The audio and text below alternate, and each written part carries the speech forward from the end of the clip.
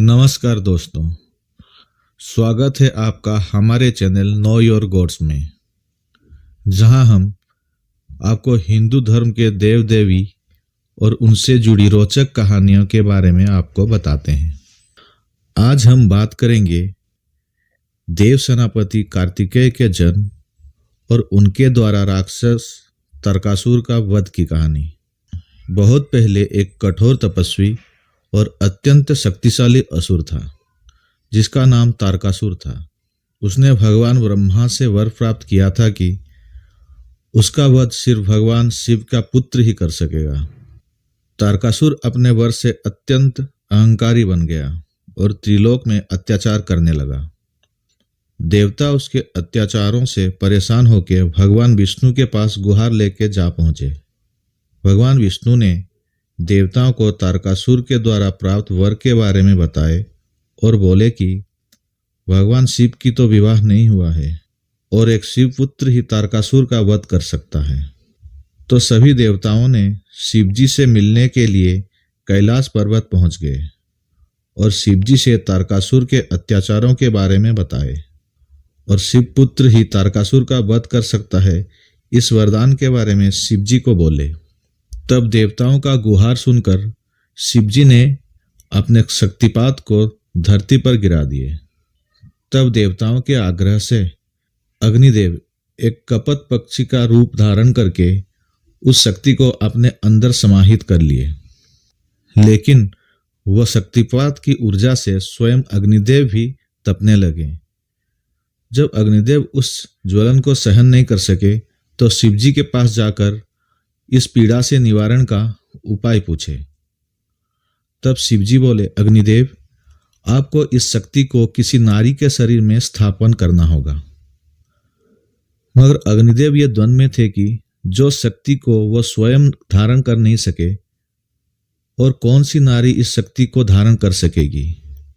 तभी नारद मुनि वहां प्रकट हुए और बोले, जो भी स्त्री माघ महीने में प्रयाग में पहले स्नान करें उसके शरीर में इस शक्ति को स्थापित कर देना। अगले माघ महीने में सप्तऋषि की पत्नियां पहले प्रयाग में स्नान करने पहुंची। स्नान करने के बाद जब वो अत्यधिक ठंड का अनुभव किए तो उनमें से 6 स्त्रियां अग्नि के पास जाकर आग तपने लगी। तभी अग्निदेव शिवजी के शक्ति को कणों में बदलकर उन 6 स्त्रियों के अंदर स्थापित कर दिए और कुछ दिनों के बाद वह 6 स्त्रियां गर्भवती हो गई। इसीलिए उनको दुष्चरित्र समझकर उनके पतियों ने उनका त्याग कर दिया, जिससे टूटकर वो स्त्रियां हिमालय पर्वत जाकर तपस्या करने लगी। कुछ दिनों के बाद वो स्त्रियां अलग अलग मानव अंगों को जन्म दिए। तब उन्होंने वो अंगों को गंगा नदी में बहा दिए। फिर गंगा जी ने उन अंगों को जोड़कर एक संपूर्ण बालक का रूप दिए, परंतु वो बालक का तेज को गंगा जी भी सहन नहीं कर पाए और उसको अपने तरंगों में बहाकर सरकन नामक वन के पास छोड़ दिए। उस अकेले बालक को वन में अकेला पड़ा देखकर ब्रह्मा उसके पास पहुंचे और उसे शक्तियां और शस्त्र प्रदान किए। वो बालक इतने अद्भुत शक्तियां पाकर अति उत्साहित हो गया और वहां की पहाड़ और वन की संपदाओं को नष्ट करने लगा। तब वहां रहने वाले जितने भी राक्षस थे सब मिलकर उस बालक से युद्ध करने लगे। यह युद्ध इतना भयंकर हो गया कि इंद्रदेव को बीच में आना पड़ा। तब वो बालक इंद्र से भी युद्ध आरंभ कर दिया, परंतु महादेव का अंश और ब्रह्मा की आशीर्वाद का धनी वो बालक इंद्र को भी हरा दिया और इंद्र उनसे डर के कहीं छुप गए। तब वो बालक इंद्र को स्वर्ग में जाके ढूंढने लगा। जब वो बालक इंद्र को स्वर्ग में ढूंढ रहा था, वहीं एक सरोवर में 6 कृतिकाएं स्नान कर रही थी।